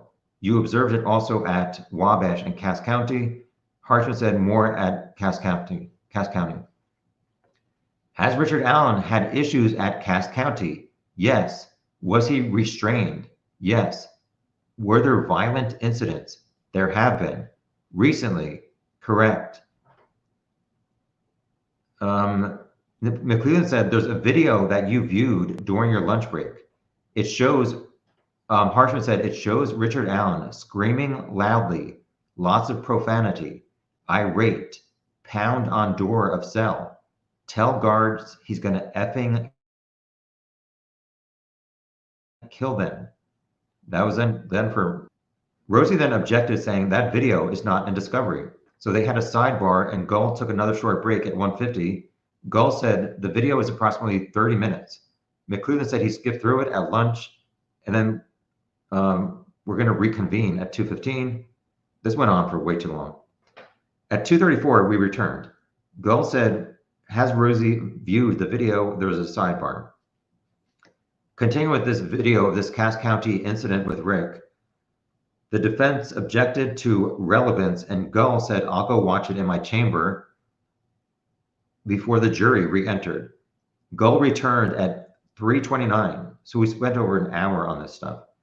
Gull reviewed the video, Exhibit 313, and the objection to enter it by the defense was sustained, so we did not see this video. Page 230 of 237, continuing with Harshman. So McClellan said, talk about your experience with other arrests. Do you monitor inmates? Do officers monitor inmates and also police officers? Correct. Calls to attorneys monitored? No. Are there cameras that monitor people pre-trial in their jail cells? Harshman said yes. Rosie said he had no questions. Here are some jury questions for Harshman.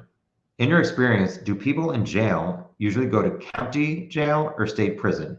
Harshman said county jail. Jury question number 2. Did you listen to Richard Allen's phone calls before May 22nd, 2023 and hear his confessions? Harshman said yes. McClelland said, were there confessions before May 2nd? And Harshman said correct. I'm almost certain Gull said May 22nd, but McClelland said May 2nd. Rosie said April 3rd phone call. There was a first phone call that was not played. Harshman said correct. Juror question number 3. How many vans would go down the private drive? I believe Harshman said only Brad Weber's. McClelland said, is Brad Weber's house the only house at the end of that drive? Harshman continued, the private drive at the very end is the Brad Weber residence, and Harshman said yes. McClelland continued, the 625 road leads into the private drive. And I wrote down different explanations. So I guess just the different explanations were about what is called 625, if it ends at the start of the private drive, or the private drive itself is also considered for 625. It's not that important. McClelland, is there a gate at the end of the driveway? Yes. Is the gate closed? Harshman said sometimes it is. I guess there's some kind of reference to other roads to get to the Weber's house, and there's a dirt trail driveway, but it's not an actual road. The last jury question was, do you know how many vans travel down the road? Harshman said, I have no idea.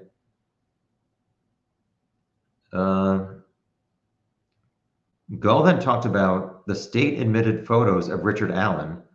The defense objected and Gull sustained it. Exhibit 289 was Google searches for one of Rick's accounts. The defense objected and Judge Gull overruled. So at this point, Nick McClelland gave printouts of the Google searches by Richard Allen to the jury. At this point, Richard Allen was reading the paper and he talked to Baldwin. And at this point, Nick McClelland says the prosecution rests their case. And we were all like, what? They're done? So, page 231 of 230. Let me update this. So, if you've been into the case for a long time, you've heard the name Cheyenne as being on the bridge. So, the first defense witness is Cheyenne, and she's not happy with all of you internet sleuths contacting her or the police. I never contacted her, so I don't have to worry. I'm not going to even put her last name because she was upset about privacy, so I'm going to respect her privacy. On bridge, on trails and bridge, 2:50 to after 4 p.m.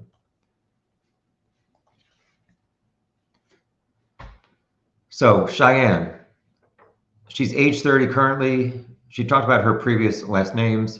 February 13th, she went hiking with her friend. The day started, she and her friend wanted to go to hike and exercise. Gull said something like, excuse me, counsel, can you approach? I guess she had papers in her hands to remember stuff. And Auntie Gull doesn't like people like me reading stuff. She wants them to actually like testify without reading off of papers. So she removed the papers. Cheyenne stopped looking at the papers to answer every question. So they talked about Cheyenne and her friend went hiking at, I believe, France Park, maybe F-R-A-N-C-E.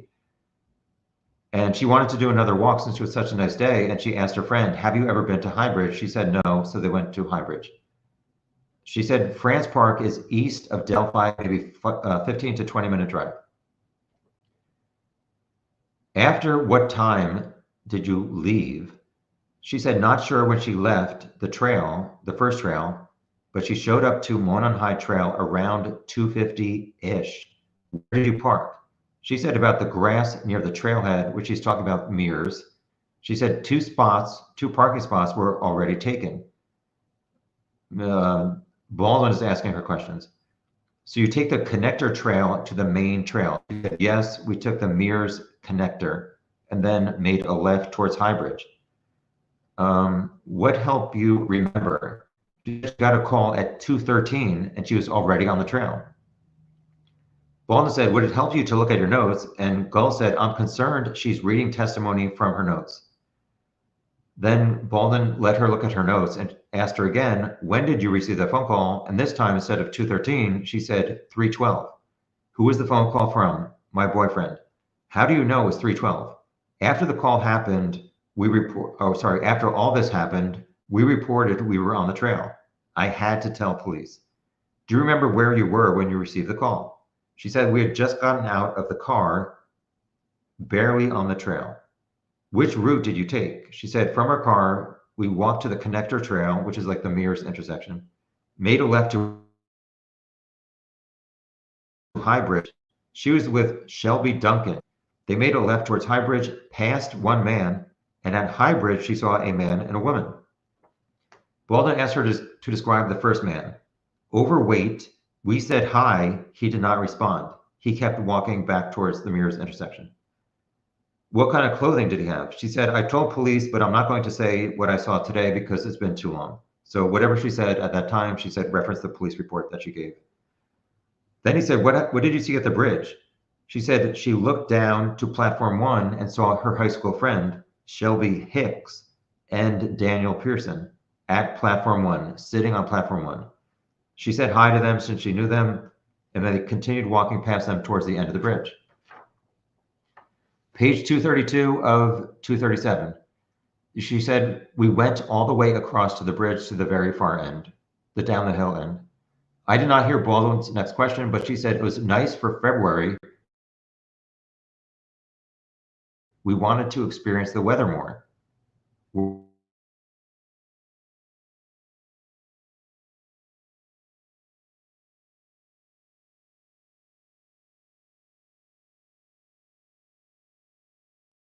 At the end of the bridge. She said, you can't pass the bridge because there's a barricade at the Weber property. So they peed and went back across the bridge to the start. Did you take photos? She said, yes, on the bridge on the way back. Were you able to recover those photos? She said, yes, and they entered them as exhibit BB. What is the first photo of? I took it with the Snapchat app and the timestamp is 3:49 p.m. I already made it to the end of the bridge, the down the hill end, and turned back when I took this photo. The second photo is the same photo, just enlarged. The third photo is a photo of the bridge with the water underneath. The fourth photo is Shelby Duncan Snapchat and has the time and date. Her picture was of the water and the screenshot shows 3:53 p.m. The sixth photo was Shelby with her feet hanging off of platform 1. So they start walking back. Since Daniel Pearson and Shelby Hicks left, the platform 1 was empty. So these two gals sat down and smoked cigarettes, at least 2. So Shelby's feet on platform 1 were in this photo, and that was at 3:55 p.m. I said Baldwin, but this is Rosie, sorry. Rosie said, is this photo from Snapchat? She said yes, but the comment underneath was a screenshot that she had on Facebook. He said, did you take the photo with the Snapchat app? Yes. Then did you later post it on Facebook? Yes. And the comment at the top says 3:49. That's a Facebook comment. She said yes. But you agree that photo's taken at 3:49? She said yes. Can you explain to the jury from a technical standpoint, Snapchat photos, I think?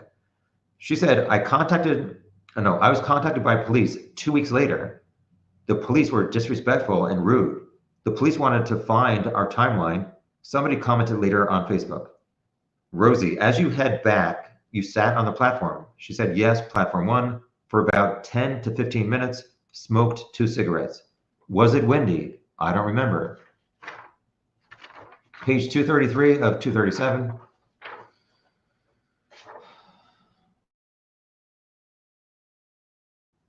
Anyone else? She said,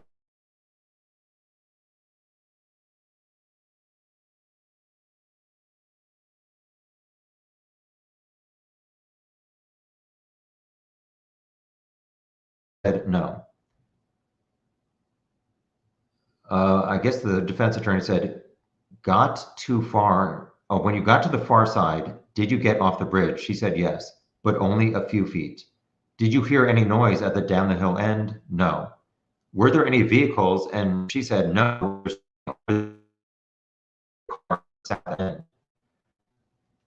After you smoked, what did you do? She said, we took the trail to my car at Mears. Did you see anybody at the Mears connector intersection? She said, a lady on a moped and a man. They were together and frantic. She said they were talking fast and looked suspicious, but they didn't say anything to us. Defense, how long at the connector trail? Not long. Did you see anybody else? I don't believe so. Were there other cars there? I did. I know a moped and a car. That man was there, but it was not the same car that they saw when they first arrived. Did you see anybody walking on the road, aka 300? No. Did cars go by? No. Then what did you do? Took Shelby home. What route did you take? I missed part of this, but I think she said, turned around or backed up, head through Delphi, which I think is the CPS way. So then he asked her to say like from what time to what time. She said around 2:50, and then she said mentioned 3:55. Oh, 3:55. They probably just got to platform 1, sat for 10 to 15 minutes. So after 4 o'clock was when they left. Defense, did you only see one individual on the trail plus on the bridge? She said correct. When did you realize there was a problem? She said she posted our photos on Facebook from that day. And one of Shelby's friends said 2 girls were missing. We said we didn't see those girls. After February 13th, did you reach out to law enforcement? Yes, the next morning we saw they were found. I called police. I said my purple Chrysler 300 was parked at the trailhead. And the lady on the phone line at the police was rude. She said to me, it was a very serious, so the woman on the police line said it was a very serious matter. I gave my information.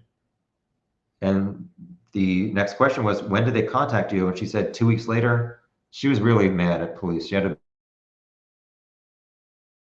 bad attitude on the stand. I'm not. So then the defense says, so at some point, law enforcement went to Shelby's work and then asked you to come. She said, yes, I met them at Indiana Beach parking lot. So the defense said, was it just the 2 of you? And she said, my mom waited in the car. They wanted to know what the police officer looked like. And she said he was a white male. What happened in the interview? He asked our involvement. I told my timeline that I got a call from my boyfriend and the timeline and the phone call log about Snapchat. The officer wrote notes and took my information. Did the officer ask to see your phone? No. Did he attempt to take the ID number off your phone? No.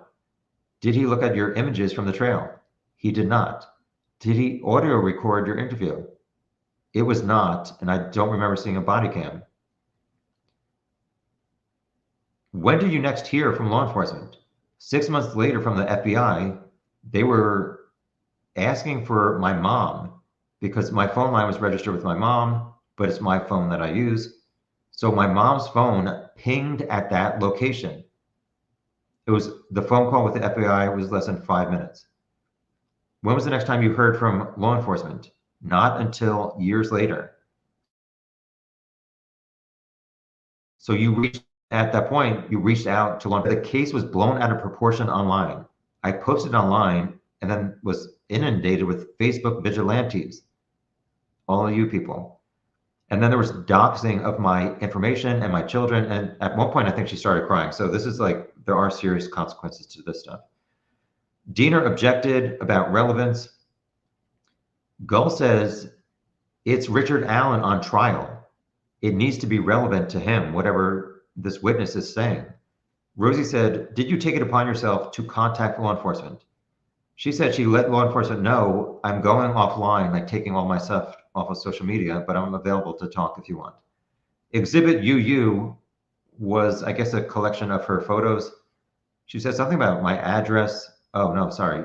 UU was this letter that she wrote to police saying, I changed my last name, but I'm available if you need to talk. He said, did you create this letter? Yes, to let law enforcement know they can contact me and let them know how my reporting went, that I'm upset about how police acted towards me. There was an objection to relevance and it was overruled. Rosie said it would prove she was not on law enforcement's radar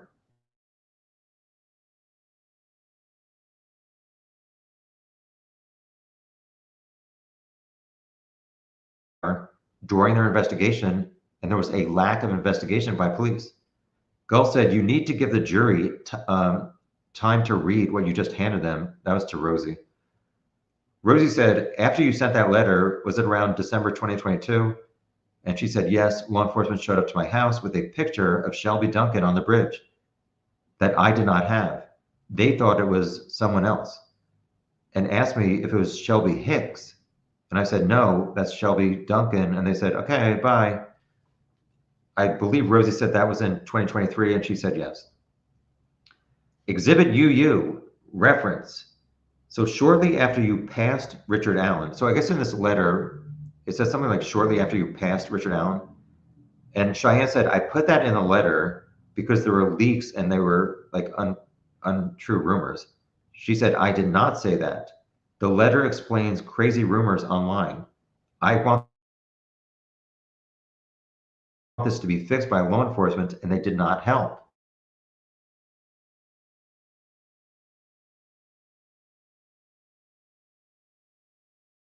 The question was, do you remember meeting law enforcement on February 28th, 2017? She said yes. I believe this might be Diener asking the questions. You told law enforcement you passed a man. Yes, this is Diener asking for the prosecution. You told law enforcement you passed a man taking photos with a camera around his neck. Cheyenne said yes. He was taking pictures? She said, I don't know. I took a quick glance. I usually stare at my feet when I'm hiking. I did not hear the next question or answer. I wrote, so was there an old man walking toward cars? Cheyenne said he was walking past right before the platform. He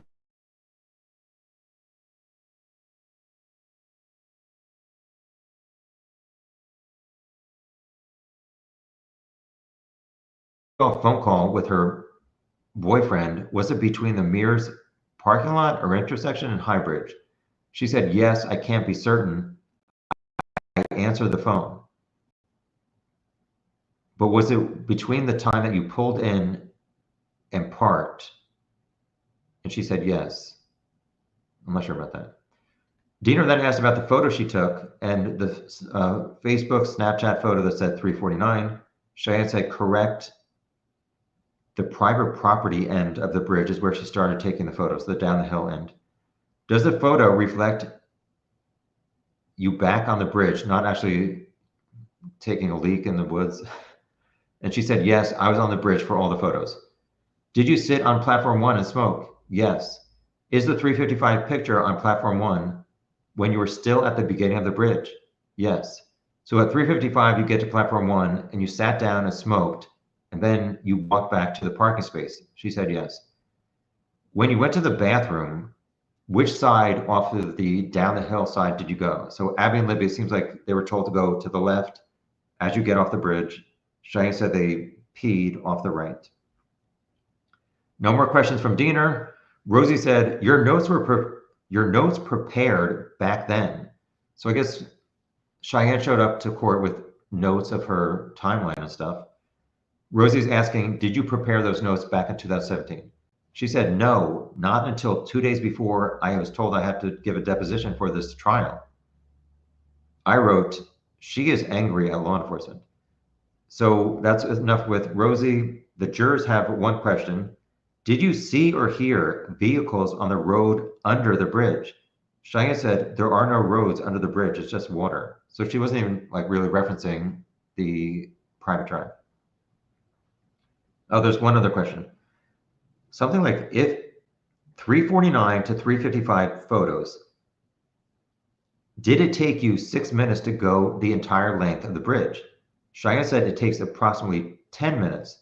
The bridge was falling apart, at least 10 minutes to walk the full bridge. Rosie talked about the 349 picture, and it was taken on part of the way back on the bridge.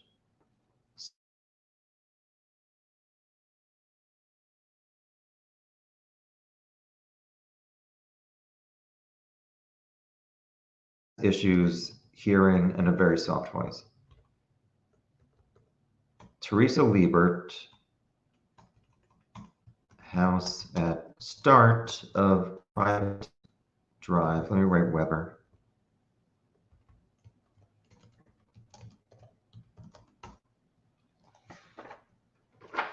So that was the first witness for the defense, and the second one is Teresa Liebert. She resides at 625 West. What is at the end of 625 West? Our house. What's the next thing? The lane to Brad Weber's house. Then Baldwin is asking these questions. As I drive down 625, your house is on the left or the right? She said left. Page 236 of 237. How long have you lived there? 48 years. I wrote she has a low voice. It was extremely difficult to hear some of the things she was saying. Do you know the Webers? Yes. Is there a gate there? She said, yes, it's on our property. What's the purpose? Something to prevent trespassing. Is it on the Weber property? She said, half of it is on mine. Can you describe what is around here? At this point, Baldwin said, can you step down and come to the large TV? There's this Google map satellite image they've been showing for most of the trial. He asked her to point out where the gate is. Where's Mr. Weber's house? She said, I don't know. I guess she couldn't tell on the map. Baldwin said, how many entrances are there to the Weber property? Teresa said, he made another one. So Baldwin said, he has another entrance this way. It seemed to be like on the opposite side of the Weber's house, so far away from the 625 private drive entrance. But I could not see very well. Baldwin said, can you describe the property like near your house? She referenced another house, an open field at that time, another old house. Next to us is another home. Baldwin said something about 5 houses on the left. She said that at some point between 2017 and now, 3 houses have been built. So she said at the time, 2 houses. Then he said something about her mailbox, and I believe she said it was for the houses on the right. There are mailboxes at the start of the private drive. So he said, on February 13th, can you describe what you did? She said, we were coming back from town, my husband and myself, around 8:30 a.m. We saw somebody at the mailbox. I believe she said mostly people would pick up their mail in their cars when they got home, not at 8:30 a.m. walking. It seemed strange. We pulled in the driveway and then looked, and he was gone from the mailbox area. She told her husband, who was that and where did he go? I think she said as they passed him in the truck, in their car, she said, I glanced and looked back because it's not nice to stare. Baldwin said, if a person went past the gate, where would they end up? She said, at Highbridge. Did you talk to law enforcement? Yes, I described who I saw. How long would the walk take from your house to Highbridge? She said, I don't know, it's a good walk. He said, it's not too far. She said, no. Baldwin is finished. Here comes the prosecutor, Luttrell. That afternoon at 4 o'clock, people were looking for Abby and Libby, knocking on doors. She said, no. At 8:30 a.m., you were coming home and you saw a man near mailboxes. She said, yes, but you did not see his face. And she said, no, I didn't see his face. Final page. Final train horn.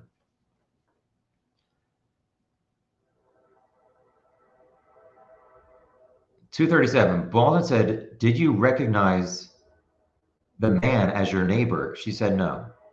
That was it with the questions. Here comes the jury questions. On February 13th, 2017, could it have possibly been a high school student that you saw since there was no school? And she said no. At this point, Baldwin approached Judge Gull, and Gull said, "We're done for the day." Baldwin then talked about, sorry, this train is noisy. So the jury left.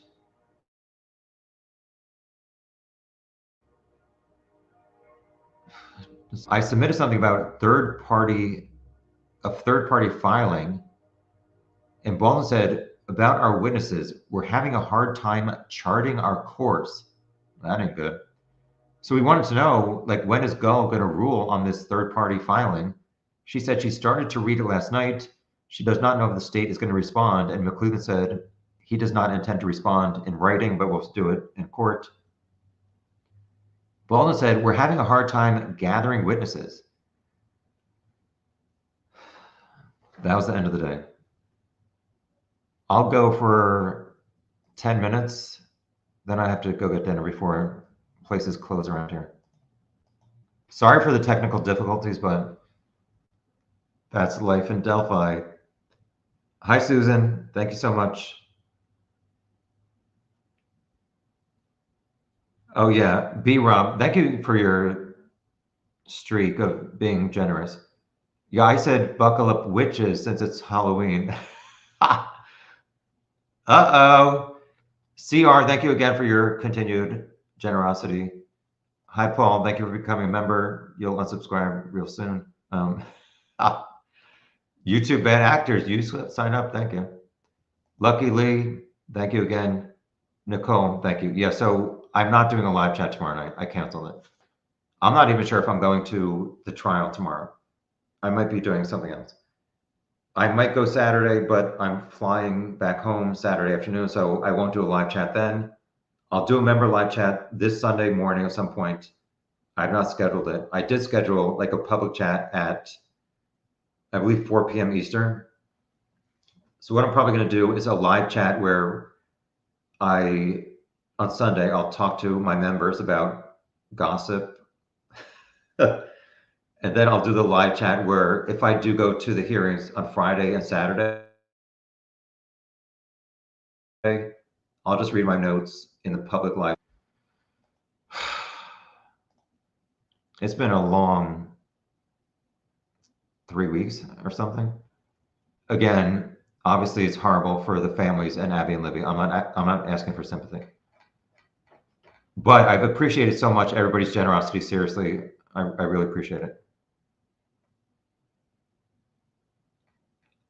Yeah, my vision is so bad, I can barely even read these comments. So here we go. Yes, here we go. Hi, Sassfire. I want you all to get updates, and I just don't feel like I'm needed anymore. Or I feel like Rick. There's a few people. Beyond the Evidence, Marv, she's taking notes. I guess she's doing live chats. There's somebody named Turbo who's taking notes, and then maybe she does videos later. Every day, I think there's somebody named room every day taking detailed notes. They're a lot better spoken, more well-spoken than I am, a lot more intelligent. They know the legal side of it, so I suggest watching some of those people. Also, as I said before,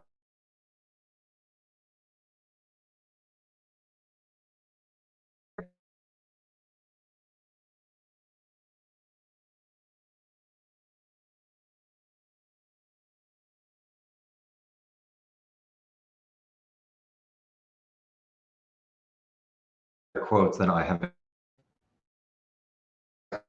about to leave because I'm kind of frustrated. I apologize. I'll do 5 more comments, then it's time for dinner.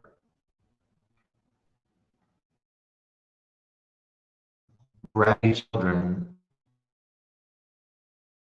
No, not here. Why can't this highlight? Oh, here we go. Sorry.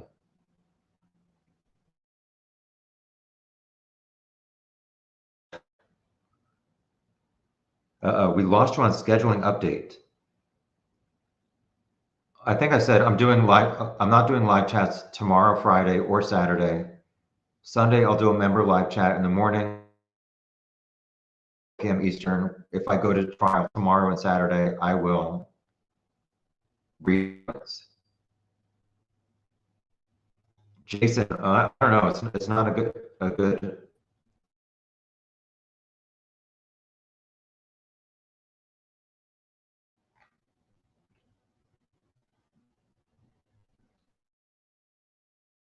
The Wi-Fi is too bad. This weekend, I will answer a lot more questions and comments. We're done for today. Yeah, as I started off, for 4 years, I've wondered who is Bridge Guy, and I finally believe that the identity has been revealed. Richard Allen repeatedly telling his wife and mom in a normal, calm voice, sounding sad, like he's trying to reveal the truth finally to them, saying, I killed Adam. Believe he is guilty, and I vote him guilty today. As everybody, your generosity and sharing your thoughts over the past few years. I don't know what the future holds with me in this case, but I will do a live chat next Sunday.